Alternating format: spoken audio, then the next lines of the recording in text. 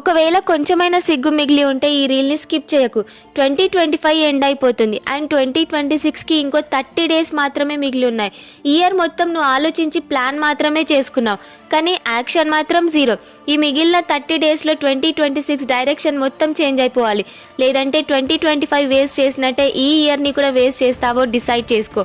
And నిజాలు ఎప్పుడు చేదుగానే ఉంటాయి, కానీ ఇది వినడం చాలా ఇంపార్టెంట్. నువ్వు ఒకవేళ ఇప్పుడు చేంజ్ కాకపోతే ఇంకెన్ని న్యూ ఇయర్లు వచ్చినా సరే నీ లైఫ్ చేంజ్ కాదు. స్కిల్స్ నేర్చుకోకపో అది నీ ఇష్టం, కానీ ఇది గుర్తుపెట్టుకో, టైం ఆగదు అండ్ సాకులు ఎప్పుడు కడుపు నింపవు. మీ అమ్మా నాన్న ఏజ్ అయిపోతుంది. నిజంగా వాళ్ళ కోసం నువ్వు ఏదైనా సాధించాలనుకుంటే ఈ 30 డేస్ని వేస్ట్ చేయకు.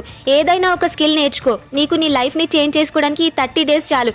జస్ట్ నువ్వు డిసైడ్ చేసుకో. నువ్వు నిజంగా 2026ని ది బెస్ట్ ఇయర్గా చేంజ్ చేసుకోవాలనుకుంటే స్టార్ట్ అని కామెంట్ చేయి. నేను మిమ్మల్ని గైడ్ చేస్తా, కానీ యాక్షన్స్ మాత్రం మీరే తీసుకోవాలి.